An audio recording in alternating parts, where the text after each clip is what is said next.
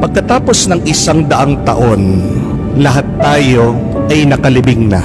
Amen? Nakalibing na rin, sigurado, ang ating mga minamahal, ang ating mga kamag-anak, ang ating mga kaibigan, ang ating mga kakilala.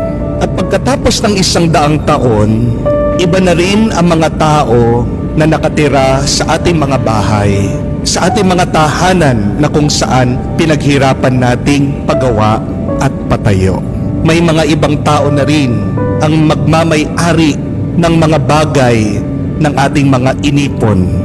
Pagkatapos ng 100 taon, ang kotse na binayaran natin at inutang, wala na rin.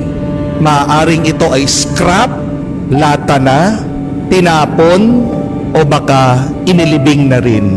Pagkatapos ng 100 taon, yung ating trabaho na pinagpaguran, ini-stress, palaging iniisip, binigay na sa iba.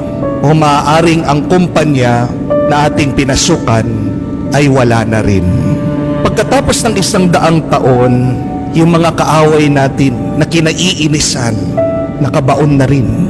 At pagkatapos ng 100 taon, kahit ang ating mga kaapu-apuhan, hindi man tayo maaalala, makikilala, o matatandaan.